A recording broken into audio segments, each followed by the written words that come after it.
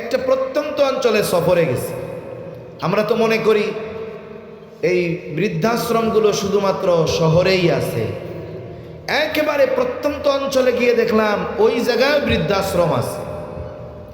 আর বৃদ্ধাশ্রমগুলোর মধ্যে অধিকাংশ সময় দেখা যায় যারা আশ্রয় গ্রহণ করেছে এদের অতীত এমন নয় যে কিছুই ছিল না, বরং ডাক্তার, ইঞ্জিনিয়ার, বড় ব্যবসা ছিল, সম্পদ ছিল, টাকা পয়সা ছিল, কিন্তু একটা সময় সন্তানেরা সব নিয়ে নিছে, সন্তানদের জন্য ব্যয় করেছে, আর তার জীবনের পড়ন্ত বেলায় মানুষের দান সাদকার টাকা খেয়ে বেঁচে থাকা লাগতেছে। আছে না নাই?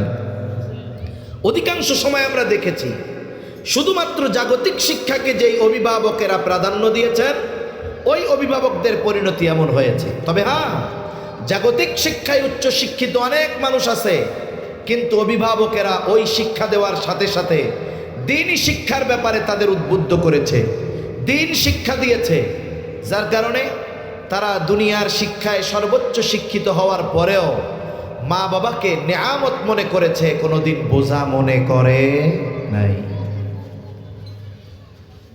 যে কথা বলতে চাই মূলত, যে সন্তান এটা আল্লাহর পক্ষ থেকে এক নেয়ামত।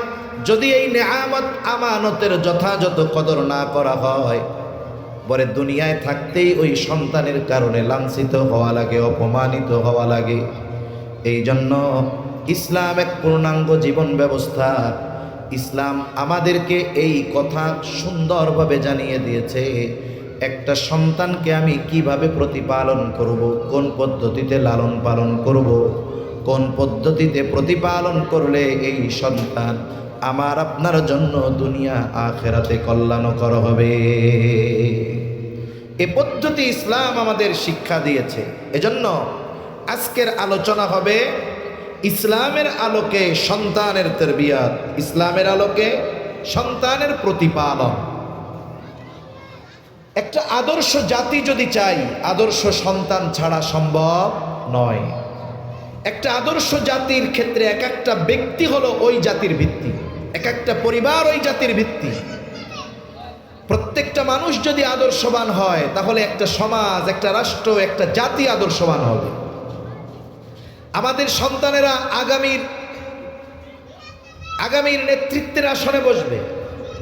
আমরা যদি এখন থেকে আগামীর মানুষদেরকে যদি দ্বীনের উপরে গড়ে না তুলি, নীতি নৈতিকতা আদর্শের উপরে গড়ে না তুলি, তাহলে একটা সময় এমন হবে এই দুনিয়ায় বসবাস করা সম্ভব হবে না, বসবাসের অনুপযুক্ত হয়ে যাবে। এজন্য সন্তানদের দ্বীনের আলোকে গড়ে তোলা দরকার, ইসলামের আলোকে সন্তানের প্রতিপালন দরকার। আর এটা শরীয়তে ইসলামে ফরজ। সন্তানকে দ্বীনের উপরে প্রতিপালন করা এটা শরীয়তে ইসলামে ফরজ। কি জোরে বলেন? ফরজ, ফরজ। আল্লাহ তাআলা কুরআনুল কারীমের মধ্যে বলেন, ইয়া আইয়ুহাল্লাযীনা আমানু কু আনফুসাকুম ওয়া আহলিকুম নারা।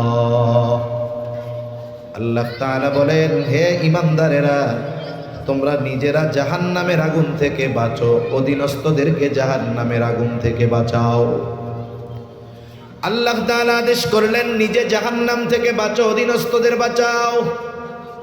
মুফাসসিরিনে কেরাম বলেন, ঈমান আনার পর আল্লাহ তাআলার হুকুম আহকাম মেনে চলার মাধ্যমে, আল্লাহর আদেশ নিষেধ মেনে চলার মাধ্যমে নিজেকে জাহান্নাম থেকে বাঁচানো ফরজ, সাথে সাথে অধীনস্থদেরকে দ্বীনের উপরে পরিচালিত করার মাধ্যমে জাহান্নাম থেকে বাঁচানোর চেষ্টা করা ফরজ।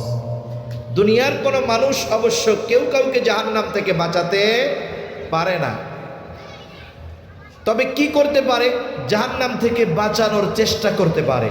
আর আল্লাহ তাআলা বান্দার এই চেষ্টাটাকেই দেখেন, যেই দায়িত্ব তাকে দেওয়া হয়েছে এই দায়িত্ব পালন করলো কিনা আল্লাহ এটা দেখেন। যেমন হযরত নূহ আলাইহিস সালাতু ওয়াস সালাম, ওনার ছেলে কাফের, অনেক চেষ্টা প্রচেষ্টা করেছেন সন্তানকে দ্বীনের উপরে আনার জন্য, কিন্তু যখন মহাপ্লাবন আসলো, সন্তান অহংকার করলো, আব্বার কথা শুনলো না, ঈমান আনলো না, নৌকায় আরোহণ করলো না। সে বলল, আমি ওই উঁচু পাহাড়ে যাব, ওইখানে পানি পৌঁছাবে না। কিন্তু নূহ আলাইহিস সালাম জানেন আল্লাহ তাআলা যেই প্লাবন দিয়েছে এটা গোটা পৃথিবীকে তলিয়ে দিবে। এই যে সন্তান নূহ আলাইহিস সালামের সন্তান কাফের, এই জন্য কি কিয়ামতে আল্লাহ জিজ্ঞাসা করবে আপনার সন্তান কাফের হইল কেন? জিজ্ঞাসা করবে? করবে না। কেন করবে না? কারণ সন্তানকে দ্বীনের পথে আনার জন্য যত চেষ্টা প্রচেষ্টা আছে, কোন চেষ্টা প্রচেষ্টায় নূহ আলাইহিস সালাম বিন্দু পরিমাণ কোনো ত্রুটি প্রদর্শন করেন নাই। উনি সর্বোচ্চ চেষ্টা করেছেন, সর্বোচ্চ প্রচেষ্টা করেছেন, কিন্তু তার নসিবে হেদায়েত নাই। কিন্তু নূহ আলাইহিস সালামের চেষ্টা প্রচেষ্টার কোনো ত্রুটি নাই। এই নিচের মাইকের আওয়াজ বাড়ান, মাইকের আওয়াজ বাড়ান, বেশ কুমান বক্সে টোন দেন। আওয়াজ পরিষ্কার না তো? পরিষ্কার? এই তো আপনারাই শুনতেছেন না? ক্লিয়ার না? চা লাগবে না, আওয়াজটা জড়ানো আওয়াজ হইতেছে, এজন্য আওয়াজটা ক্লিয়ার হইতেছে না। আমরা তো কইলে ওরা রাগ হয়, কিন্তু বাস্তবতা আপনারা শুনতেছেন, আমারই মনে হচ্ছে যে আওয়াজ জড়তা, ক্লিয়ার। তারপর একটু খেয়াল দিয়ে শোনেন। তাহলে নূহ আলাইহিস সালামের সন্তানকে দ্বীনের পথে আনার ক্ষেত্রে চেষ্টার মধ্যে কোনো প্রকার ত্রুটি ছিল না। এজন্য আল্লাহ নূহ আলাইহিস সালামকে জিজ্ঞাসা করবে না সন্তান কেন জাহান্নামী হলো। হযরত লূত আলাইহিস সালাম তার স্ত্রীকে দ্বীনের পথে আনার ক্ষেত্রে কোনো প্রকার কোনো ত্রুটি বিচ্যুতি করেন নাই। এই জন্য কিয়ামতে আল্লাহ তাআলা লূত আলাইহিস সালামকে জিজ্ঞাসা করবে না কেন আপনার স্ত্রীকে আপনি দ্বীনের উপরে আনতে পারেন নাই। তার মানে আল্লাহ তাআলা বান্দার চেষ্টা এগুলোকে দেখেন, যদি চেষ্টার মধ্যে কোনো ত্রুটি বিচ্যুতি না থাকে, তাহলে বান্দার যেই দায়িত্ব সেটা আল্লাহর তরফ থেকে যেই দায়িত্ব সেটা তার পূর্ণ হয়ে যায়। এজন্য এই দুনিয়ার অনেক অভিভাবক আছে, সন্তানকে পরিপূর্ণ দ্বীনের উপরে পরিচালনার সর্বোচ্চ চেষ্টা করার পরেও সন্তান অবাধ্য হয়ে যায়। এরকম এই দেশে অনেক বুজুর্গ ব্যক্তি আছে যাদের সন্তানেরা লাইনচ্যুত হয়ে গেছে, কিন্তু তারা সন্তানকে দ্বীনের উপরে পরিচালনা করার ক্ষেত্রে কোনো প্রকার ত্রুটি বিচ্যুতি করেন নাই। আমরাও আমাদের সর্বোচ্চ চেষ্টা করব, তবে নসিবে যদি হেদায়েত না থাকে আমাদের কিছু করার নাই। কারণ হেদায়েতের মালিক কে? আরো জোরে বলেন কে? দুনিয়ার কারো পাওয়ার নাই যে কেউ কাউকে হেদায়েত দিবে। দুনিয়ার এই ক্ষমতা কারো নাই যে কেউ কাউকে জাহান্নাম থেকে জান্নাতে নিতে পারবে। কারো আছে? তবে আমাদের দেশে কিছু বাবারা আছে, ওনারা বলে আমাদের কাছে আসলে নামাজ রোজা লাগবে না। এমনকি এদেশে এইরকম মতাদর্শের ভণ্ডও আছে যারা বলে জান্নাতে যাওয়ার জন্য ঈমান লাগবে না। নাউযুবিল্লাহ। আল্লাহ তাআলা এদেরকে সহিবুজ দান করে। এই ধরনের চক্রান্তকারীদের থেকে আল্লাহ আমাদের হেফাজত করে, বলি আমিন। রাসূল আকরাম সাল্লাল্লাহু আলাইহি ওয়াসাল্লাম হেদায়েতের মালিক ছিলেন না। যদি নবীজির কাছে হেদায়েতের পাওয়ার থাকতো তাহলে কমপক্ষে উনি ওনার চাচার জন্য হেদায়েতের ব্যবস্থা করতেন। নবীজির চাচা আবু তালেব, নবীজির জন্য কত মায়া, কত মহব্বত আর কত ভালোবাসা, কিন্তু নবীজি চাচার ক্ষেত্রে এটা নিশ্চিত করে জানেন, তিনি আমাকে যত ভালোবাসুক না কেন আর আমি তাকে যত ভালোবাসি না কেন, চাচা যদি ঈমান না আনে তাহলে এই মহব্বত চাচাকে জান্নাতে নিতে পারবে না।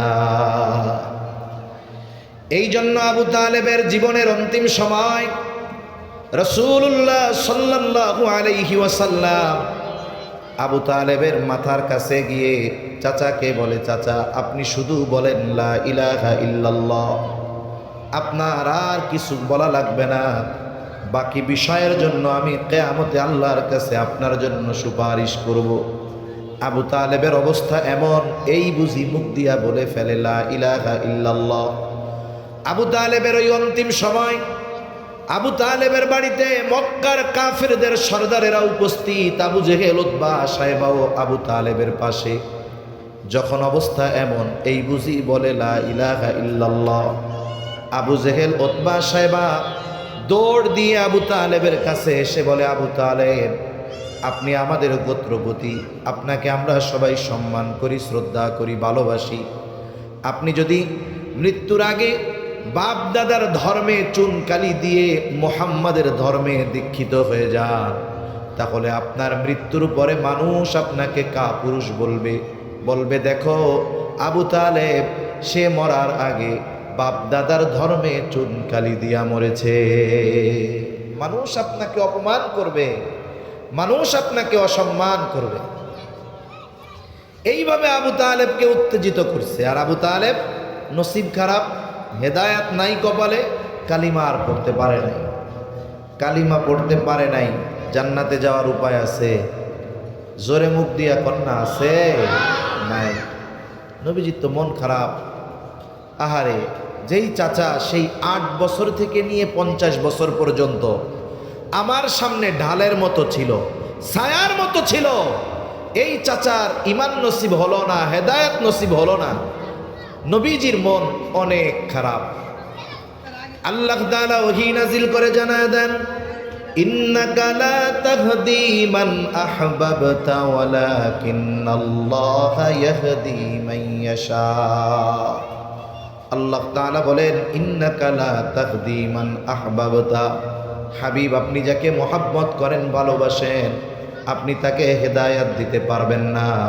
ওয়ালাকিন্নাল্লাহা ইয়াহদি মান ইয়াশা, বরং আল্লাহ তাআলা যাকে চান তিনি তাকে হেদায়াত দেন। তাহলে চাচা ঈমান আনুক, এই ব্যাপারে নবীজির চেষ্টার কোনো ত্রুটি ছিল না। তবে হেদায়েতের মালিক কে? আল্লাহ। আমাদেরও সন্তানদের প্রতিপালনের ক্ষেত্রে ইসলামের যেই নির্দেশনা, এই নির্দেশনার মধ্যে কোনো ত্রুটি বিচ্যুতি থাকতে পারবে না। যদি কোনো ত্রুটি বিচ্যুতি থাকে, আল্লাহ না করুন, ওই সন্তান যদি বদ্দিন হয়, জাহান্নামী হয়, কিয়ামতের দিন ওই সন্তান নেককার বাবার জান্নাতে যাওয়ার ক্ষেত্রে বাধা হয়ে দাঁড়িয়ে যাবে। এজন্য এই কথাগুলো আমাদের জন্য খুব জরুরি। যারা বিবাহ শাদী করছে তাদেরও শুনতে হবে, যারা করে নাই তাদেরও শুনতে হবে। সন্তান যাদের আছে তারাও শুনবে, যাদের সন্তান নাই এটা তাদের জন্য জরুরি। কারণ এই দুনিয়া ক্ষণস্থায়ী, আমাদের আখেরাত হলো মূল। দুনিয়ার কিছু ভুলের জন্য যদি আমরা আখেরাতকে হারিয়ে ফেলি, জান্নাতকে হারিয়ে ফেলি, এটা আমাদের জন্য বড় দুঃখের বিষয়, ঠিক কিনা? তাহলে আমাদের চেষ্টার মধ্যে কোনো ত্রুটি থাকতে পারবে না। এই জন্য আল্লাহ তাআলা কোরআনুল কারীমের মধ্যে জানায় দেন, ইয়া আইয়ুহাল্লাযীনা আমানু কু আনফুসাকুম ওয়া আহলিকুম নারা, হে ঈমানদারেরা, তোমরা নিজেরা জাহান্নামের আগুন থেকে বাঁচো, অধীনস্থদের বাঁচাও। নিজেরা নেক আমলের মাধ্যমে, গুনার থেকে বাঁচার মাধ্যমে জাহান্নাম থেকে নিজেদের বাঁচাবো। আর অধীনস্থদের ব্যাপারে ইসলামের যেই দিক নির্দেশনা আছে, এগুলো বাস্তবায়ন করার মাধ্যমে অধীনস্থদের জাহান্নাম থেকে বাঁচানোর চেষ্টা করব। এই আয়াতে যতগুলো শিক্ষা আছে, এর মধ্যে অন্যতম একটি শিক্ষা হলো সন্তানদের ইসলামের আলোকে গড়ে তোলা, দ্বীনের আলোকে গড়ে তোলা। এর আদেশ স্বয়ং যিনি দিয়েছেন তিনি কে? আরো জোরে বলেন, কে? আল্লাহ। রাসূলুল্লাহ সাল্লাল্লাহু আলাইহি ওয়াসাল্লাম বলেন, কুল্লুকুম রাঈনা ওয়া কুল্লুকুম মাসউলুনা আন রাইয়াতিহি। নবীজি সাল্লাল্লাহু আলাইহি ওয়াসাল্লাম বলেন, তোমরা প্রত্যেকেই দায়িত্বশীল, আর প্রত্যেককে তার দায়িত্বের ব্যাপারে জিজ্ঞাসা করা হবে। সন্তানের ব্যাপারে পিতাকে জিজ্ঞাসা করা হবে, রাষ্ট্রের মানুষের ব্যাপারে যিনি রাষ্ট্র পরিচালক তাকে জিজ্ঞাসা করা হবে, স্ত্রীর ব্যাপারে স্বামীকে জিজ্ঞাসা করা হবে। স্ত্রীকে স্বামীর ঘরের রক্ষণাবেক্ষণের দায়িত্ব দেওয়া হয়েছিল, এই ব্যাপারে তাকে জিজ্ঞাসা করা হবে। তাহলে আমি আপনি আমার আপনার সন্তানকে দ্বীনের উপরে গড়ে তুললাম কিনা, দ্বীন শেখালাম কিনা, এই ব্যাপারে কিয়ামতের দিন আল্লাহর সামনে জিজ্ঞাসার কাঠগড়ায় দাঁড়াতে হবে কি হবে না? হবে তো? হবে। জিজ্ঞাসা করা হবে, তোমারে যে আমানত দিছিলাম সন্তান, যেই নেয়ামত আমানত দিয়েছিলাম সন্তান, এই আমানতের ব্যাপারে তুমি কি আচরণ করেছ, সেদিন কি জবাব দিব?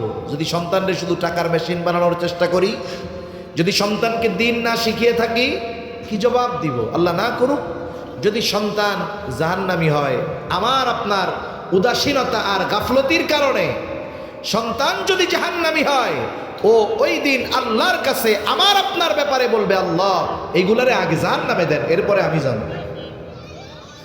আল্লাহ তাআলা কোরআনুল কারীমের মধ্যে বলেন, সন্তানেরা সেই দিন পিতা মাতা অভিভাবকদের ব্যাপারে আল্লাহর কাছে অভিযোগ দায়ের করবে, বলবে রব্বানা ইন্না আতা'না সাদাতানা ওয়া কুবারানা ফাআদাল্লুনাস সাবিলা।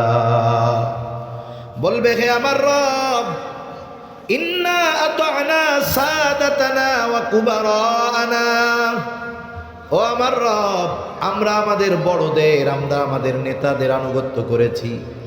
সন্তান বলবে, আমি আমার পিতার আনুগত্য করেছি। যদি কেউ কারো অধীনস্থ থাকে তাহলে বলবে, আল্লাহ, আমি যার অধীনস্থ ছিলাম তার আনুগত্য করেছি। ফাআদাল্লুনাস সাবিলা, আমি যার অধীনস্থ ছিলাম, বড়রা আমাদের নেতারা, তাদের কারণে আমি পথভ্রষ্ট হয়েছি, তারাই আমাদেরকে পথভ্রষ্ট করেছে। তার মানে আজকে আমি জাহান্নামী হওয়ার কারণে আমি যতটা না দায়ী, তার চাইতে বেশি দায়ী হলো আমার অভিভাবক। আমার অভিভাবক আমি পথভ্রষ্ট বা জাহান্নামী হওয়ার কারণে যতটা দায়ী, তার চাইতে বেশি দায়ী হলো আমি যার অধীনস্থ ছিলাম সে। এই অভিযোগ আল্লাহ তাআলার কাছে দিবে। শুধু তাই না, আল্লাহ তাআলার কাছে আরো বলবে, রব্বানা আতিহিম দি'ফাইনি মিনাল আযাবি ওয়ালআনহুম লা'নান কাবীরা। আল্লাহ তাআলার কাছে বলবে, রব, আপনি এদের আযাবকে দ্বিগুণ করে দেন, বড় লানত এদের উপরে বর্ষণ করেন। চিন্তা করে দেখুন, যেই সন্তানের জন্য আজকে পিতা তার রক্তকে পানি বানায় ফেলতেছে, সময়গুলোকে কোরবানি করে ফেলতেছে, শরীরটাকে শেষ করে ফেলতেছে, শুধুমাত্র সন্তানকে দিন না শেখানোর কারণে ওই সন্তান কিয়ামতের দিন আল্লাহ তাআলার দরবারে ওই অভিভাবকের বিরুদ্ধে দাঁড়িয়ে যাবে। এর চাইতে কষ্টের আর কোনো কিছু হতে পারে না। এজন্য সন্তানগুলোকে দ্বীনের উপরে গড়ে তোলার দরকার আছে না নাই? জোরে বলেন, আছে না নাই? এখন এই সন্তানের তারবিয়াত, প্রতিপালন শুরু হয় কোন সময়?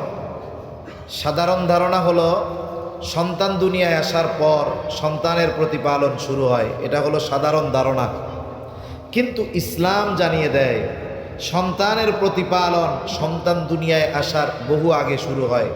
সন্তানের তরবিয়াত এটা সন্তান দুনিয়ায় আসার আগেই শুরু হয়। অপারেটর ভাই, একটু এদিকে আসেন আল্লাহর রাস্তে, এভাবে কথা বলা যায় না। এই জামানায় যদি এই অবস্থা হয় সাউন্ডের, এই মিয়া এদিকে আসেন।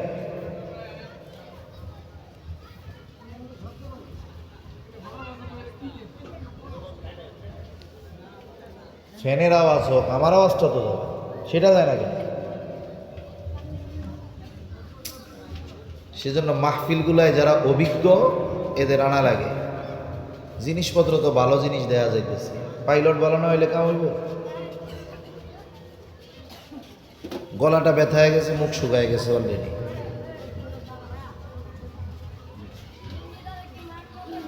ভাই আওয়াজ কোথায়, আওয়াজ কোথায়? আপনি এইখানে দুইটা মাইক সেটিং করে ফেলেন না, কি হইল? হ্যাঁ, আওয়াজ কই? কি আওয়াজ এইগুলো দিয়ে এখন চলে ভাই?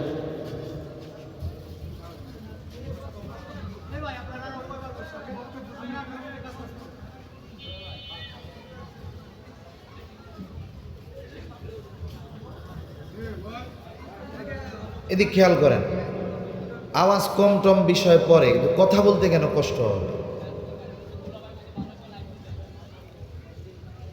তাহলে সন্তান প্রতিপালন যদি ইসলামের আলোকে না করা হয়, আল্লাহর কাছে জবাবদিহিতার কাঠগড়ায় দাঁড়ানো লাগবে কি লাগবে না? লাগবে। সন্তান প্রতিপালন ইসলামী যেই সমাধান, এটা শুরু হয় সন্তান দুনিয়া আসার আগে থেকে। সন্তানের তারবিয়াত মূলত শুরু হয় বিবাহ থেকে নিয়ে সন্তানের তারবিয়াত শুরু। এই জন্য বিবাহের বিষয়ে ইসলাম পরিপূর্ণ নির্দেশনা আমাদের দিয়ে দিয়েছে। কারণ একটা সন্তানের মধ্যে চরিত্রগত যত দিক আছে, 90% সন্তান লাভ করে তার মায়ের থেকে। এটা আধুনিক গবেষণা, আধুনিক জামানার গবেষণা হলো যে সন্তানের আচরণ, ক্যারেক্টার সব কিছুর 90% পায় সে তার মায়ের থেকে। তার মানে একজন নেককার সন্তান হওয়ার পেছনে সবচাইতে বড় ভূমিকা থাকে তার মায়ের, ঠিক কিনা?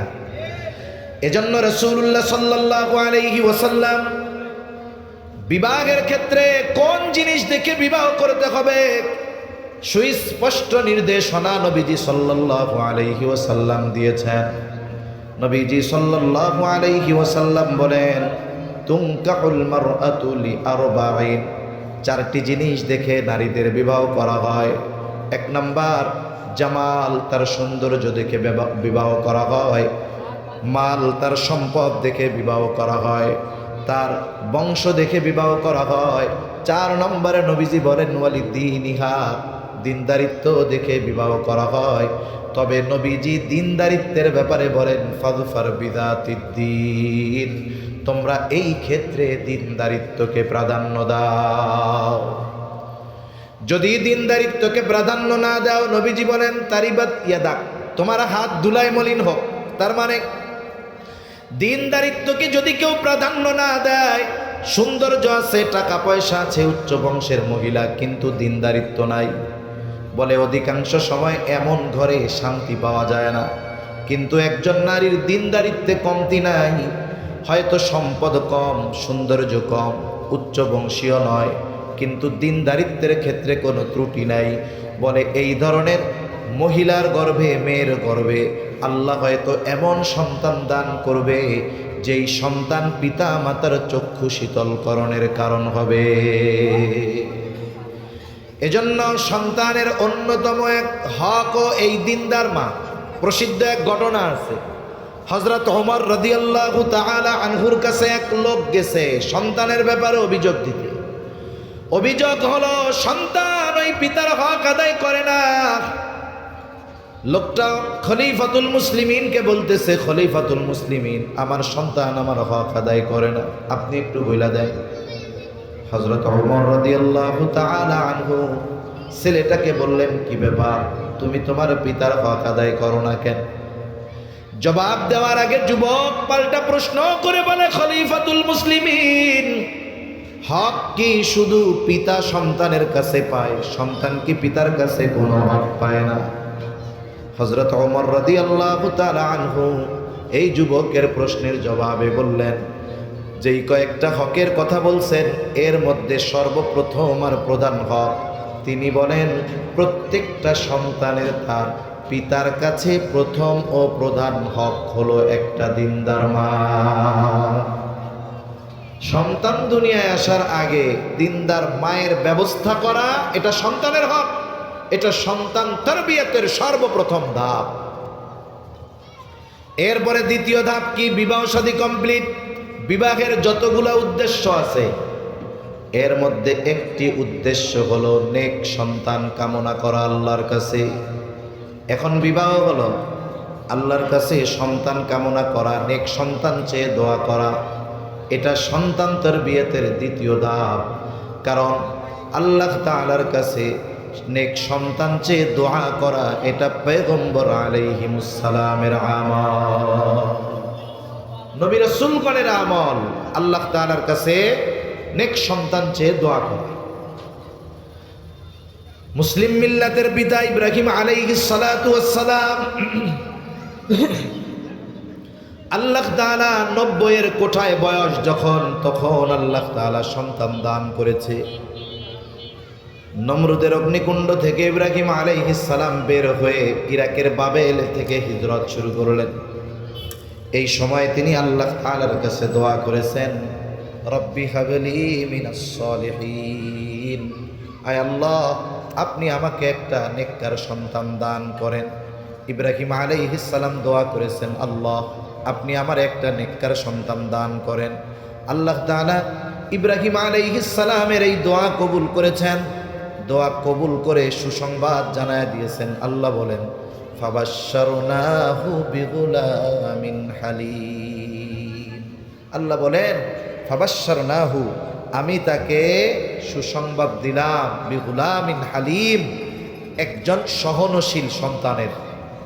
মুফাসসিরিনে কেরাম বলেন, ভাই আমি মুখ মিশায়া বললে আমার বুকটা ব্যথা হবে, কথা বলতে হয় কমপক্ষে 4 ইঞ্চি দূর থেকে। আমি যদি এরকম বলি, আমি একটু পরে যাই আর এক জায়গায় বয়ান করবো, আমার দ্বারা কথা বলা সম্ভব হবে না। এখন আমি ওনারে আর কি বুঝাবো বলেন? আমি ওনাকে আর কি বুঝাবো? উনি না বুঝলে কেন মাইক দিচ্ছে? আমার কথা হলো এটা। এখন আপনারাও অভিযোগ দিচ্ছেন, শুনেন না, আমি কি করবো? হয়তো আমার একটা সুঙ্গা এনে দিতে পান। আগে গ্রামে দেখছি এই সুঙ্গা মুখে দিয়া আজান দিত, এক পাড়া থেকে আর এক পাড়া শোনা যেত। দিতে বলেন, যদি এর চেয়ে ভালো আওয়াজ না হয়, আমি চ্যালেঞ্জ দিয়া কইলাম কি এর চেয়ে ভালো আওয়াজ হবে, একটা চুং দিতে বলেন, আমি এটা দিয়ে বয়ান করি, আরো ভালো হবে। আমার কষ্ট হইতেছে খুব। তাহলে আল্লাহ তাআলা সুসংবাদ দিলেন কি? যে একজন সহনশীল সন্তানের সুসংবাদ আমি তাকে দান করলাম। আর যদি ঝামেলা হয়, মাইক বাদ দিয়া মুখ দিয়া কই আপনারা আগায় আসেন, সমস্যা নাই, আমি বলতে পারবো মুখ দিয়া। ফাবাশশারনাহু বিগুলামিন হালিম। এইখানে মুফাসসিরিনে কেরাম কয়েকটা কথা বলছে, একটু খেয়াল করি। ইব্রাহিম আলাইহিস সালাম আল্লাহর কাছে দোয়া করছে ছেলে সন্তান চেয়ে। কি সন্তান চাইছে? ছেলে সন্তান। এজন্য নেক সন্তান চাওয়ার সাথে সাথে ছেলে সন্তান চাওয়া, এটাও ইব্রাহিম আলাইহিস সালামের আমল। তবে ছেলে সন্তান চাবার পর যদি আল্লাহ মেয়ে সন্তান দেয়, বলেন তো রাগ হওয়া যাবে নাকি? জোরে বলেন, রাগ হওয়া যাবে। কারণ ছেলে হবে না মেয়ে হবে এটা দুনিয়ার কেউ জানে না, যিনি জানেন তিনি কে? আল্লাহ তাআলা বলেন, ইয়াহাবু লিমান ইয়াশাউ ইনাসাও ওয়া ইয়াহাবু লিমান ইয়াশাউ যুকুর আও ইউযাউযুহুম যুকরানাও ওয়া ইনাসা ওয়া ইয়াজআলু মান ইয়াশাউ আকীমা। আল্লাহ তাআলা যাকে চান তাকে মেয়ে দেন, আল্লাহ তাআলা যাকে চান তাকে ছেলে সন্তান দেন, আল্লাহ তাআলা যাকে চান তাকে ছেলে মেয়ে উভয়টা দেন। আবার আল্লাহ তাআলা যাকে চান তাকে হাকিম বানায় রাখেন, বন্দা বানায় রাখেন, কিছুই হয় না তার। তাহলে ইব্রাহিম আলাইহিস সালাম ছেলে সন্তান চেয়েছে, আমরাও দোয়া করব। তবে আল্লাহ যদি মেয়ে দেয়, রাগ হওয়া যাবে না। আল্লাহ তাআলা সুসংবাদ দিলেন একজন হালিম সন্তানের। হালিম সহনশীল। মুফাসসিরিনে কেরাম বলেন, হালিম সহনশীলতা হলো এমন এক গুণ, বলে অনেকগুলো ভালো গুণের সমন্বয়ে একটা গুণ হলো সহনশীলতা। যেই লোক সহনশীল ব্যক্তি, এর মধ্যে সবর, শকর, ইতাআত, আনুগত্যতা, সব ধরনের ভালো গুণ তার মধ্যে পাওয়া যায়। এ লোকটা সহনশীল। আল্লাহ তাআলা ইব্রাহিম আলাইহিস সালামের দোয়া কবুল করেছেন, এক সন্তান চেয়ে দোয়া করছে, আল্লাহ একজন সহনশীল সন্তান দিয়েছে। এই সন্তান কতটা আনুগত্যশীল, এই সন্তান কতটা সহনশীল, আল্লাহ তাআলা এটা আবার পরে প্র্যাকটিক্যাল পরীক্ষার মাধ্যমে দেখায়া দিছে। এই সন্তান যখন বাবার সাথে চলার উপযুক্ত হয়, আল্লাহ তাআলা বলেন, ফালাম্মা বালাগা মাআহুস সা'য়া ক্বালা ইয়া বুনাইয়া ইন্নী আরা ফিল মানাম আন্নী আযবাহুকা ফানজুর মাযা তারা। আল্লাহ তাআলা কয়, যখন ওই সন্তান বাবার সাথে চলার উপযুক্ত হয়েছে, আল্লাহ তাআলা ইব্রাহিম আলাইহিস সালামকে স্বপ্নে দেখাইলেন তিনি তার সন্তানরে জবাই করে। বলে সাধারণ মানুষের স্বপ্ন আর নবীদের স্বপ্ন এক নয়, নবীদের স্বপ্ন হলো ওহী। তার মানে নবীজি স্বপ্নে দেখছে ইব্রাহিম আলাইহিস সালাম সন্তানকে জবাই করতেছে, এটা সাধারণ স্বপ্ন নয়, বরং এই স্বপ্নের মাধ্যমে সন্তানকে জবাই করার আদেশ দিয়েছেন কে? আদেশপ্রাপ্ত হয়েছেন জবাই দেওয়ার জন্য। এবার তিনি সন্তানকে এই স্বপ্নের কথা শুনাইতেছেন। সন্তানকে এসে বলে, ইয়া বুনাইয়া ইন্নী আরা ফিল মানাম আন্নী আযবাহুকা, হে আমার সন্তান, আমি স্বপ্নে দেখলাম তোমারে জবাই করতেছি, এই ব্যাপারে তুমি কি কও? সন্তানও জানে আমার বাবার স্বপ্ন সাধারণ মানুষের স্বপ্নের মতো না। আমার বাবা যে স্বপ্ন দেখছে এটা আল্লাহর পক্ষ থেকে আদেশ। এখন কথা হলো, আল্লাহর আদেশই যদি হয় জবাই করা, তাইলে ইব্রাহিম আলাইহিস সালাম কেন সন্তানের কাছে গিয়া সন্তানের মতামত জানতে চায়? আদেশ করছে, উনি বাস্তবায়ন করবে, এটাই তো কাজ। সন্তানরে গিয়া জিজ্ঞাসা করার দরকার কি? জিজ্ঞাসা করার উদ্দেশ্য হলো তিনি সন্তানের মনোভাব জানতে চায় আল্লাহর এই আদেশের ব্যাপারে। সে আল্লাহর এই কঠিন আদেশের ব্যাপারে আনুগত্যশীল কিনা এটা পরীক্ষা করতে চায়। সন্তান যদি তখন বলতো, আব্বু ৮৬ বছর বয়সে আল্লাহ আমারে দান করছে, এখন আপনি আবার আমারে জবাই করতে চান, এটা কোনো কাম হইল নাকি? এই কথা সন্তান বলে কিনা এটা পরীক্ষা করতে চায় পয়গম্বর ইব্রাহিম আলাইহিস সালাম। কিন্তু বাবের বেটা সন্তান, নবীর ছেলে নবী হবে, জবাবটা ওইরকম। ইব্রাহিম আলাইহিস সালাম বলে, ফানজুর মাযা তারা, এই ব্যাপারে তুমি কি বলো? আর সন্তান বলে, ইয়া আবাতি ফাআল মা তুমার সাতাজিদুনি ইনশাআল্লাহু মিনাস সাবিরিন। সন্তান বলে, পিতা আপনি যেই ব্যাপারে আল্লাহর পক্ষ থেকে আদেশ প্রাপ্ত হয়েছেন আপনি সেটা পালন করেন, তার মানে আপনি জবাই করে দেন, পেরেশানি করেন না, চিন্তা করেন না। সাতাজিদুনি, আশা করা যায় আপনি আমাকে ধৈর্যশীলদের অন্তর্ভুক্ত পাবে। আপনি পেরেশানি করেন না, আল্লাহ কইছে আপনারা জবাই করতে, আপনি কাজ করে ফেলা। একটু চিন্তা করে দেখেন তো, অনেক অভিভাবকের অভিযোগ আমাদের সবারই কম বেশি আছে যে আমাদের সন্তানেরা কথা শোনে না। ইসমাইল আলাইহিস সালাম যেই বয়সে বলতেছে, আব্বা আল্লাহ আপনাকে যেটা আদেশ করেছে আপনি সেটা করেন, আর ওই বয়সে আমাদের সন্তানগুলারে দাঁড়াইতে কইলে বসে, বসতে কইলে শুয়া পড়ে, যা কই ডাইনে কইলে বামে যায়, উত্তরে কইলে দক্ষিণে যায়, ঠিক কিনা কর?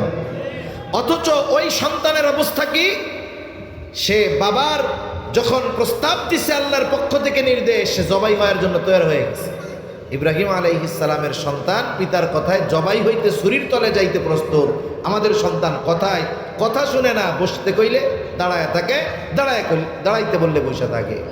এই যে শুনে না কেন, বলে ইব্রাহিম আলাইহিস সালামের দুআর অন্যতম ফসল হলো ইসমাইল আলাইহিস সালাম।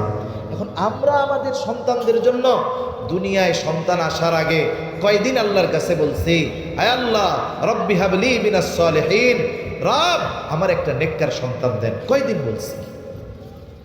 এ বিষয়ে আমাদের নিজেদেরকে নিজেরা জিজ্ঞাসা করতে হবে। তার মানে পিতার দোয়ার প্রভাব সন্তানের জীবনের উপরে পড়ে, কথা বোঝা গেছে? এজন্য সন্তানের জন্য দোয়া করা এটা সন্তান তারবিয়াতের অন্যতম একটি অংশ। সন্তান দুনিয়ায় আসার আগে বেশি বেশি দোয়া করা, দুনিয়ায় আসার পরেও সন্তানের জন্য দোয়া করা। কারণ আমভাবে একটা দোয়া আল্লাহ তাআলা আমাদের শিখিয়ে দিয়েছেন, বিবাহিত হোক অবিবাহিত হোক, সন্তান থাকুক আর না থাকুক, যেমনই হোক সব সময় এই দোয়া করা আল্লাহ তাআলা শিখিয়ে দেন। রব্বানা হাব লানা মিন আজওয়াজিনা ওয়া যুররিয়াতিনা কুররাতা আ'য়ুনিন ওয়াজআলনা লিল মুত্তাকিনা ইমামা। আল্লাহ তাআলা দোয়া শিখায় দিছে, রব আপনি আমাকে এমন স্ত্রী সন্তান দান করেন যেগুলো আমার চক্ষু শীতলের কারণ হবে, মুত্তাকিনদের ইমাম আমাদের বানায় দেন। সব সময় এই দোয়া করা। তবে স্পেশালভাবে যাদের সন্তান নাই, আল্লাহ তাআলার কাছে ইব্রাহিম আলাইহিস সালামের ওই আমল রব্বি হাবলি মিনাস সালিহিন বারবার করা। আবার অনেকের ক্ষেত্রে এমন হয়, বিবাহ হয়েছে কিন্তু আল্লাহ তাআলা সন্তান দেয় না, ডাক্তার দেখাইছে, সকল প্রকার পরীক্ষা নিরীক্ষা করেছে, দেশ বিদেশে সব জায়গায় ঘুরে ফিরে সকল ধরনের চিকিৎসা গ্রহণ করবার পর চিকিৎসকেরা জানায় দিয়েছে যে আপনাদের দুইজনের কোনো সমস্যা নাই, তবে সন্তান কেন হয় না এটা আমাদের জানা নাই। অনেকের ক্ষেত্রে এমন আছে না? আছে, যে পরীক্ষা নিরীক্ষার পরে দেখা গেছে দুজনের কারোরই কোনো সমস্যা নাই, কিন্তু সন্তান হয় না। এই সময় মানুষেরা আমাদের দেশে অধিকাংশ সময় দুই ভাগে ভাগ হয়ে যায়। এক ভাগ ঈমান হারা হয়ে যায়। কেমনে? যখন কোনো চিকিৎসকের কাজ হয় না তখন মানুষ এসে বুদ্ধি দেয়, শোনো অমুক এলাকায় এক ফকির আছে, আচ্ছা বলে ওই ফকিরের কাছে গেলে পোলাপান হয়ে যাইব। ওই ফকিরের কাছে গেছে, ফকির গিয়া কইছে 13 ঘাটের পানি আনবা, 14 গাছের বড়ই গাছের পাতা আনবা, এই আনবা সেই আনবা, অমুক জায়গায় এতগুলো দরবারে মানত করবা, তাইলে তোমার পোলাপান হইতে পারে। এখন কি করলো? সে আল্লাহর ক্ষমতাকে বিশ্বাস বাদ দিয়ে ফকিরের ক্ষমতাকে বিশ্বাস করলো, আল্লাহর নামে মানত বাদ দিয়ে পীরের নামে, মাজারের নামে, কবরের নামে মানত করলো। আছে না নাই? এইভাবে অনেকে ঈমান বিধ্বংসী রাস্তায় চলে যায়। আবার কিছু আল্লাহর বান্দা আছে যারা চিন্তা করে দুনিয়ার মানুষের চিকিৎসা যেখানে শেষ, আল্লাহর চিকিৎসা সেখানে শুরু। ঠিক কিনা কর? দুনিয়ার মানুষের সর্বোচ্চ ক্ষমতা যেখানে শেষ, আল্লাহ তাআলার ওইখান থেকে শুরু। তারা হয়তো চিন্তা করে দুনিয়ার সব চিকিৎসা করলাম, এখন আল্লাহ তাআলার কাছে যথাযথভাবে চাই, কারণ চাওয়ার মতো চাইলে আল্লাহ ফিরায় দেয় না। দুইজনে নিয়ত করেছে টাকা পয়সা তো অনেক খরচ করলাম, এইবার বাইতুল্লাহ জিয়ারতে চলে যাই। স্বামী স্ত্রী দুইজনে টাকা জমা দিয়ে চলে গেছে হজ করতে। হজের সময় গিয়ে দোয়া কবুলের জায়গা আর সময় যত আছে সব জায়গায় দোয়া করছে, রোনা জারি করছে আল্লাহর কাছে। আরাফার ময়দানে গিয়ে দোয়া করেছে, জাবালে রহমতে দোয়া করেছে, মিনা মুজদালিফা সব জায়গায় দোয়া। একেবারে একাগ্রতা একনিষ্ঠতার সাথে আল্লাহর কাছে সন্তান চেয়েছে। কারণ আরাফার দিনের দোয়ার ব্যাপারে নবীজি বলেন, খায়রুদ দুআই দুআউ ইয়াউমিল আরাফা, আরাফার দিনের দোয়া হলো সর্বোত্তম দোয়া। আরাফার দিনে দোয়া করছে, দোয়া কবুল হয়ে গেছে। এমন লোকের খবর জানা আছে, ওই লোক সন্তান নাই, হজে গেছে স্বামী স্ত্রী দুইজন, হজ থেকে ফিরে আসছে, বছর ঘুরতে পারে নাই। আল্লাহ তাআলা উভয়ের কোল জুড়ে চক্ষু শীতল করনেওয়ালা সন্তান দান করেছে। আল্লাহর জন্য কি অসম্ভব? আল্লাহ চাইলে সন্তান দিতে পারেন কি পারেন না? জোরে বলেন, পারেন কি পারেন না? পারে। হযরত জাকারিয়া আলাইহিস সালাম নিজেও বৃদ্ধ হয়ে গেছে, স্ত্রীও বন্ধা। মোটামুটি উনি সুনিশ্চিত যে আমাদের আর কোনো সন্তান হবে না, নিশ্চিত হয়ে গেছে। তবে জাকারিয়া আলাইহিস সালাম মারিয়াম আলাইহিস সালামের এক দৃশ্য দেখে আল্লাহর কাছে দোয়া করছে।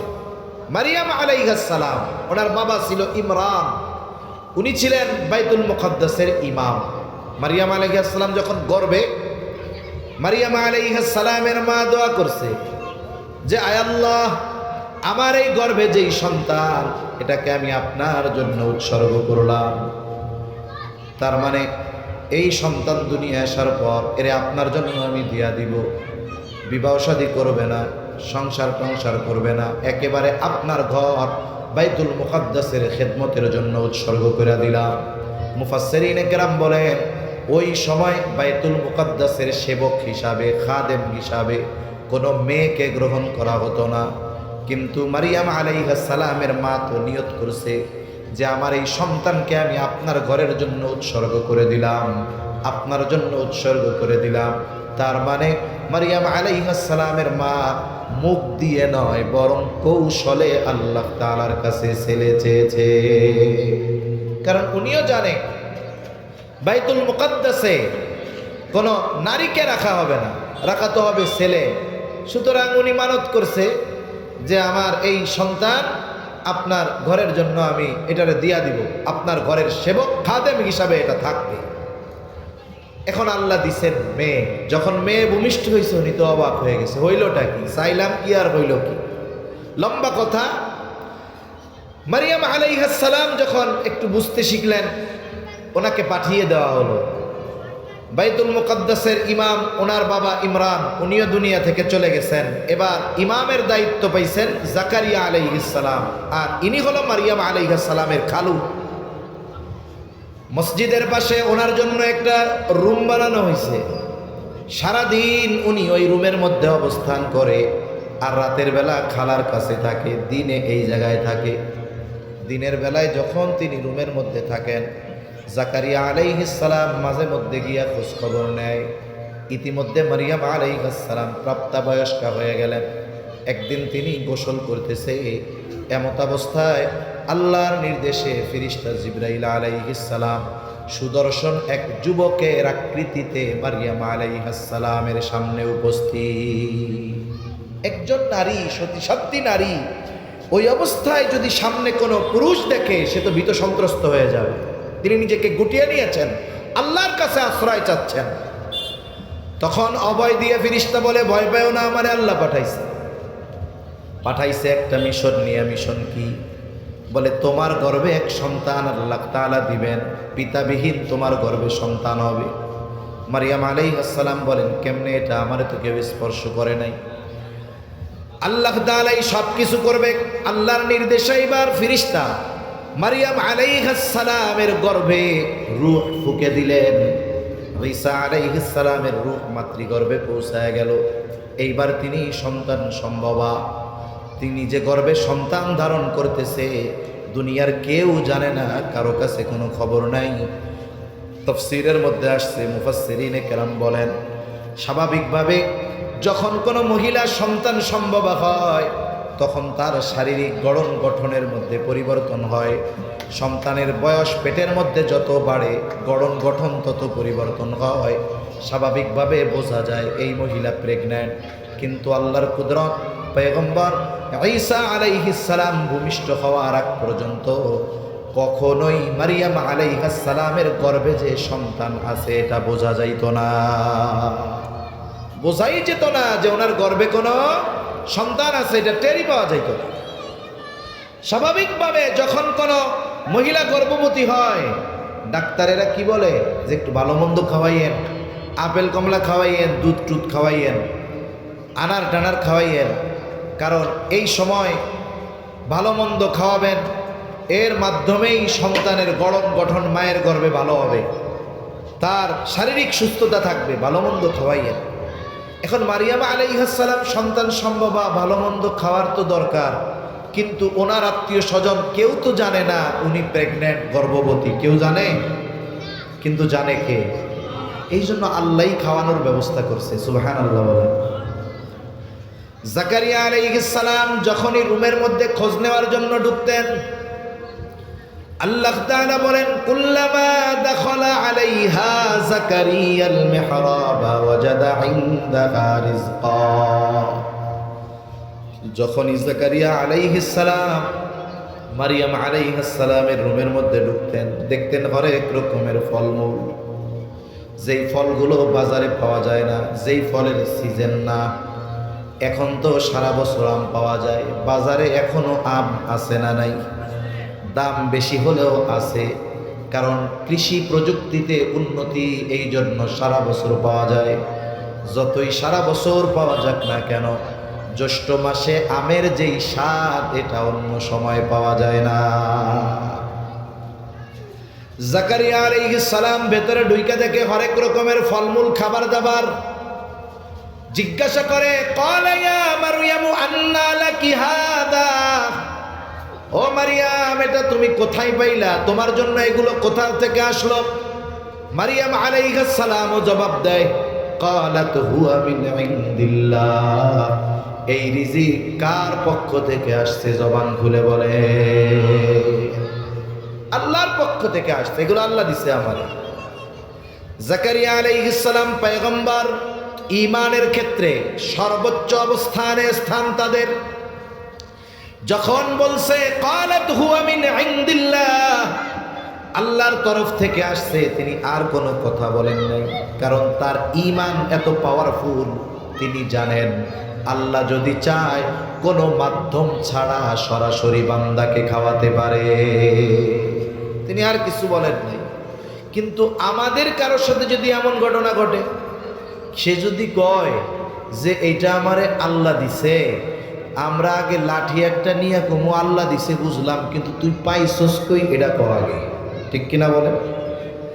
কারণ আমরা ওই পর্যায়ের ঈমান অর্জন করতে পারি নাই যে কোনো সংশয়, কোনো সন্দেহ মুক্ত আমরা থাকতে পারবো, ওই পরিমাণ ঈমান আমাদের নাই।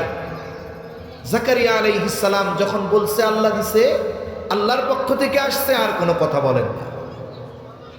তবে ওনার দিলের মধ্যে একটা চিন্তা আসছে, হারে যেই মালিক মারিয়ামকে অসময়ে গাছ পাকা তরুতাজা ফল খাওয়াতে পারে, ওই মালিক আমি বৃদ্ধ হলেও, আমার স্ত্রী বন্ধা হলেও সন্তান দিতে পারে। ঠিক কিনা গো?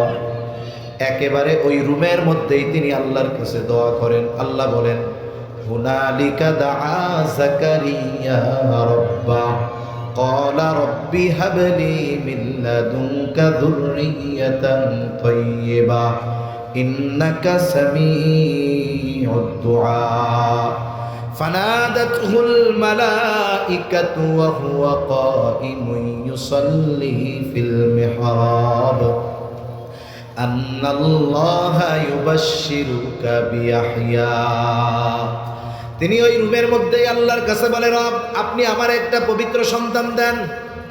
ক্বালা রব্বি হাবলি মিন লাদুনকা যুররিয়াতান তাইয়্যিবা, ও রব আপনি যেমন মারিয়াম রে অসময়ে ফল খাওয়াইছেন, আপনি তো চাইলে আমারে সন্তান দিতে পারেন, আপনি আমার একটা পবিত্র সন্তান দেন। জাকারিয়া আলাইহিস সালামের দোয়া আল্লাহ কবুল করছে।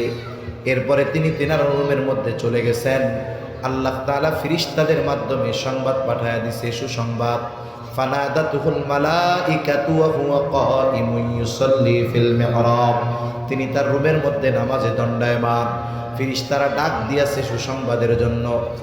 আন্নাল্লাহা ইউবাশশিরুকা বিয়াহইয়া, আল্লাহ তাআলা আপনাকে সুসংবাদ দিয়েছে এক সন্তানের, সাথে সাথে ওই সন্তানের নাম আল্লাহ রেখে দিয়েছেন ইয়াহইয়া। তাহলে যেই কথা বলতেছিলাম যে দোয়া হলো এমন এক অস্ত্র, দোয়ার পাওয়ার হলো এমন, বলে অসম্ভবকে আল্লাহ তাআলা দোয়ার মাধ্যমে সম্ভব করে দেয়। এজন্য সন্তান তরবিয়তের দুনিয়ায় আসার আগে গুরুত্বপূর্ণ বিষয় হলো নেক সন্তান চেয়ে কার কাছে দোয়া করা? আল্লাহর কাছে বারবার বারবার বলা। সন্তান দুনিয়ায় ভূমিষ্ঠ হওয়ার পরে যদি সে অবাধ্য হয়ে যায়, নিজের চেষ্টা প্রচেষ্টা অব্যাহত রাখার সাথে সাথে আল্লাহর কাছে বারবার দোয়া করা, তাহলে কি হবে? আল্লাহ চাইলে হেদায়েত হবে। যদি সে পথচ্যুত হয়েই থাকে, আমার আপনার যদি কোনো ত্রুটি বিচ্যুতি প্রচেষ্টার ক্ষেত্রে না থাকে, কিয়ামতে আল্লাহর সামনে অপরাধীর কাঠগড়ায় দাঁড়ানো লাগবে না। এরপরে সন্তান দুনিয়ায় আসলো, কিছু হুকুক আছে সন্তানের, সেগুলো তো আদায় করতে হবে। এরপরে মৌলিক কয়েকটা বিষয় আছে সন্তান প্রতিপালনের। কয়েকটা বিষয়ের মধ্যে গুরুত্বপূর্ণ বিষয়গুলো বলি। এক নাম্বার, সন্তান দুনিয়ায় আসছে, একটু বড় হওয়া শুরু হয়েছে, এর আগে তো তার কিছু হক আছে, এগুলো তো থাকবেই। এরপরে সর্বপ্রথম গুরুত্বপূর্ণ হক যেটা, তাওহীদ আর ঈমানকে তার হৃদয়ে সুদৃঢ় করা, আল্লাহর প্রতি বিশ্বাস তার অন্তরের মধ্যে সুদৃঢ় করা, আল্লাহর পরিচয় তাকে দেওয়া। হযরত লোকমান তার সন্তানদেরকে কিছু উপদেশ দিয়েছেন, নসিহত করেছেন, যেগুলো আল্লাহর খুব পছন্দ হয়েছে, যার কারণে ওই নসিহতগুলো আল্লাহ তাআলা উম্মতে মুহাম্মাদির জন্য দিয়েছেন। কোরআনুল কারীমে 21তম পারায় সূরা লোকমান নাম দিয়া ওই সূরার মধ্যে আল্লাহ তাআলা লোকমান আলাইহিস সালামের সন্তানদেরকে করা গুরুত্বপূর্ণ উপদেশগুলো আল্লাহ উল্লেখ করেছেন। এখানে সর্বপ্রথম তিনি সন্তানদের কি উপদেশ দিয়েছে? আল্লাহ তাআলা বলেন, وَإِذْ قَالَ لُقْمَانُ لِابْنِهِ وَهُوَ يَعِظُهُ يَا بُنَيَّ لَا تُشْرِكْ بِاللَّهِ। হযরত লোকমান তার সন্তানদের ওয়াজ করতেতে, ইয়া বুনাইয়া লা তুশরিক বিল্লাহ, হে আমার বৎস তুমি আল্লাহর সাথে শিরিক কইরো না। ইন্নাশ শিরকা লাযুলমুন আযীম, শিরিক হলো মহা জুলুম, মহা অন্যায়। এইখানে মূলত তিনি আল্লাহর সাথে তার সন্তানের পরিচয় ঘটায় দিচ্ছেন, আল্লাহরকে পরিচয় করায় দিচ্ছেন, একত্ববাদের সাথে পরিচয় করায় দিচ্ছেন। এজন্য আমরাও সন্তানদের অন্তরে শিশুকাল থেকে ঈমানের বীজ বপন করব। বলতে পারেন হুজুর, ছোট মানুষ 4-5 বছর বয়স, ও ঈমানের কি বুঝবে? বলে কিছু না বুঝুক, অনেক সময় ছোটবেলা আছে, অনেক পড়া আমরা মুখস্থ করেছি না বুঝা, করছি না? কিন্তু বুঝছি কখন? 3 বছর পর। তখন ওই আগের পড়াটা কাজে লাগছে। ওই সময় যারা চিন্তা করেছে দার কিছু বুঝি না, মুখস্থ কইরা পইরা লাভ কি, ওরা পরে গিয়ে পস্তাইছে, ঠিক কিনা? এজন্য ছোট থাকতেই বাচ্চার অন্তরে ঈমানের বীজ বপন করব। বলে কেমনে? বলে বারবার আল্লাহর পরিচয় তার সামনে তুলে ধরেন। আপনার গল্পের আলোকে আপনি আল্লাহর পরিচয় তার সামনে তুলে ধরেন। আল্লাহ রহমান, আল্লাহ রহিম, আল্লাহ গফুর, আল্লাহ আমাদের খালেক, আল্লাহ আমাদের রিজিক দেয়, গোটা পৃথিবীর যত সৃষ্টি আছে সব সৃষ্টিকে আল্লাহ রিজিক দেয়। বলে এই যে আমরা যা খাই, যদিও দেখো তোমার আব্বু কিনে আনছে, কিন্তু এই রিজিকের ব্যবস্থা মূলত যিনি করেছেন তিনি কে? এই কথাগুলো বারবার বলার মাধ্যমে তার আত্মবিশ্বাস তৈরি হবে যে পৃথিবীর সব কিছু আল্লাহ সৃষ্টি করেছে, আমারে আল্লাহ সৃষ্টি করেছে, আমার খাবার আল্লাহ দেয়, সব কিছুর ব্যবস্থাপনা আল্লাহ তাআলা করে। কোনো কিছু চাওয়ার ক্ষেত্রে তাকে শেখাবেন, এটা আমার কাছে চাওয়ার আগে আল্লাহর কাছে চাও, তাইলে আল্লাহ হয়তো ব্যবস্থা করে দিবে। এইভাবে আল্লাহর পরিচয় বারবার তার সামনে তুলে ধরা। তারপরে কোনো কিছু করবে ইনশাআল্লাহ বলানোতে অভ্যস্ত করা। তারপরে ভালো কিছু পাইলে আলহামদুলিল্লাহ বলায় অভ্যস্ত করা। এইভাবে একটা সময় ছোট বাচ্চার আল্লাহর সাথে পরিচয় হয়ে যাবে। কেন? বলে ছোট মানুষ একবার যা দিলে ধারণ করে ওইটা সহজে মুছে না। বলে শিশুকালের শিক্ষা হলো পাথরে খোদাই করার মতো। এই শিশু মনন থাকে কাদার মতো নরম। এই কাদার মতো নরম দিলে যেটাকে গেঁথে দেওয়া হয় ওটাই লেগে থাকে। আমাদের অঞ্চলগুলোতে গ্রামে বিশেষ করে মাটির অনেক পাত্র পাওয়া যায়, প্লেট, গ্লাস, অনেক কিছু এখনো পাওয়া যায়। যারা বানায় এদের বলে কুমার। এদের কি বলে? কুমার বলে। এখন কুমার বানাইতে পারবে কখন? বলে মাটি যখন নরম থাকবে তখন। কুমার যত অভিজ্ঞ হোক, যদি শক্ত মাটি আইনা দিয়া কই যে তুই একটা গ্লাস বানা, ও বানাইতে পারবে? পারবে না। মাটিও নরম লাগবে আর ওই কাজ জানাও লাগবে। এই মাটি নরম যখন থাকে, কুমার কি করে? মাটিটা একটা চাকার উপরে ঘুরায়, চাকা ঘুরে, আর ওই নরম মাটিকে কুমার তার হাতের নৈপুণ্যতা দিয়ে একই মাটি, কিছু মাটি দিয়ে প্লেট বানায়, কিছু দিয়ে গ্লাস বানায়, কিছু দিয়ে জগ বানায়, কিছু দিয়ে ফুলের টব বানায়। বানায় কি বানায় না? বানাইতে পারে কেন? বলে মাটি নরম আছে, এই জন্য যেমন খুশি তেমন বানাতে পারতেছে। অনুরূপভাবে শিশু মনন ওই রকম। আপনি আমি যদি গল্পে গল্পে তাকে আল্লাহর পরিচয় শেখাই, তাহলে আল্লাহর পরিচয়ের বীজ তার অন্তরে বপন হবে। দুনিয়াতেও বীজ যত ভালো হোক, মাটি যদি শক্ত হয়, উপরে রেখে দিলে ওইটাই ফসল হয় না। এই জন্য শিশু মননে ঈমানের শিক্ষা গল্পের মাধ্যমে আস্তে আস্তে ঢুকায়া দিতে হবে। 2 নম্বর বিষয় বলে সন্তানের উত্তম চরিত্র আর নৈতিকতা গঠনের চেষ্টা ছোটকাল থেকেই অভ্যস্ত করতে হবে। সত্য বলায় অভ্যস্ত করা, আমানতদারিতা শেখানো, সালামে অভ্যস্ত করা। এগুলো কেমনে করব? বলে ছোটরা আদেশ দিলে করে না, ওরা দেখে দেখে করে। আমরা বাসায় ঢুকতে বের হতে ছোটদের সালাম দিব, আমরা ঢুকতে বের হতে সালাম দেওয়ায় অভ্যস্ত হব। তাদেরকে শেখাবো কারো জিনিস না বলে ধরতে হয় না। কেউ যদি কোনো জিনিস তোমার কাছে রাখে ওইটা নষ্ট করতে হয় না। এইভাবে ছোট বাচ্চাদের যদি আমরা কর্মের মাধ্যমে অভ্যস্ত করাই, আশা করা যায় ওই বাচ্চার নৈতিক চরিত্র ওই বাচ্চা থেকেই গড়ে উঠবে। সত্য বলায় অভ্যস্ত করা, আমরা নিজেরা আগে সত্যবাদী হতে হবে। এজন্য সন্তানদের যদি উত্তম আদর্শের আলোকে গড়ে তুলতে হয়, অবশ্যই পিতামাতাকে আগে উত্তম চরিত্রওয়ালা হতে হবে। পিতা যদি বিড়িখোর হয় তাইলে ওর পোলা হবে গাঁজাখোর, ঠিক কিনা বলেন? ওই পিতা তো ক্লাস 10-এ উঠে বিড়ি খাওয়া শিখছে, আর ওই বিড়ি খাওয়াওয়ালার ছেলে হাঁটা শেখার আগে বিড়ি খাওয়া শিখবে। ওই যে মাঝে মধ্যে পোলার সামনে বিড়ি খাইয়া পাশা ফালাবে, ও সরবে, পোলা হামাগুড়ি দিয়ে গিয়া 3 টান দিবে, মনে করবে কত ফজিলত, আব্বাটাই না গেছে একটু আগে।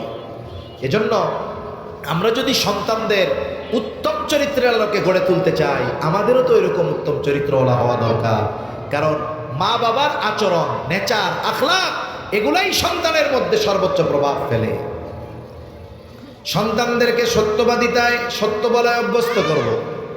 প্রথমত ছোটবেলা যদি কোনো অন্যায় হয়, ভুল হয়, সে যদি আমার কাছে এসে সত্য বলে, আমি এই কারণে অ্যাকশনে যাব না, বরং তাকে বোঝাবো তুমি যে এই কাজটা করেছো এটা ভুল কাজ, এটা অন্যায় কাজ, এই ধরনের কাজ করলে আল্লাহ তাআলা বেজার হয়, আর যদি তুমি এই ধরনের কাজ না করো তাহলে আল্লাহ তাআলা তোমাকে অনেক পুরস্কার দান করবে।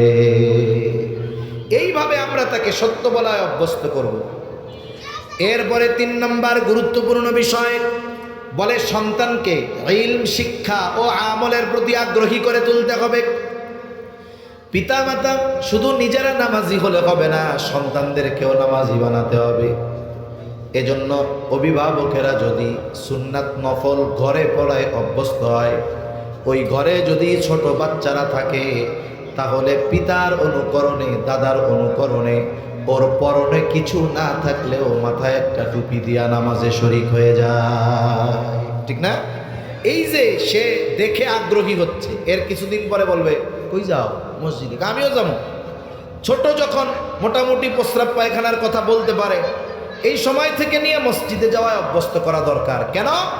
কারণ নবীজির নির্দেশ, মুরু আউলাদাকুম, তোমরা তোমাদের সন্তানদের আদেশ দাও নামাজের ব্যাপারে 7 বছর বয়স যখন হবে তখন। এখন আমি আপনি যদি সন্তানকে 7 বছরে নামাজের আদেশ দিতে চাই, যে কোনো কিছুর আদেশ দেওয়ার আগে ওই জিনিসটা শেখানোর দরকার আছে না নাই? শেখাবো কয় বছর থেকে? তাহলে 4-5 বছর থেকে শেখাতে হবে। এজন্য সন্তানদের মসজিদে নিয়ে যাওয়ায় অভ্যস্ত হতে হবে। আমাদের দেশের মানুষের অবস্থা খারাপ। একটু ছোট বাচ্চা যদি মসজিদে যায়, একটু যদি চিল্লাচিল্লি করে, দৌড়াদৌড়ি করে, আমরা বেজার হই। কিছু মানুষ ঘাড় মোটা করে আস্তে আস্তে পেছনে তাকায়, কেমন যেন ওরে আর ওর বাপ রে ধরে একসাথে গিলে খায় ফেলবে। আছে না নাই? আছে।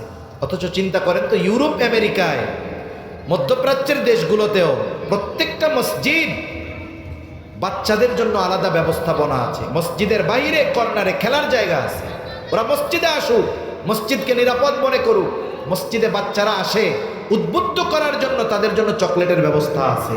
কিন্তু আমাদের দেশগুলোতে, বিশেষ করে সেন্ট্রাল এশিয়ার দেশগুলো, এরা চিন্তা করে মসজিদ কত চাকচিক্যময় হবে, মুসল্লি মাগার থাকার না থাক। আজকে যদি আমরা ওই মুসল্লিদেরকে, শিশু মুসল্লিদের আসার সুযোগ না করে দেই, আজকে যদি ঘাট ধাক্কা দিয়ে বের করে দেই, চোখ রাঙিয়ে বের করে দেই, 5 বছরের বাচ্চাটাকে বের করে দিলাম, ওর বয়স যখন 15 হবে, 14 গোষ্ঠী ঠ্যাং ধরেও মসজিদে আনতে পারবে না।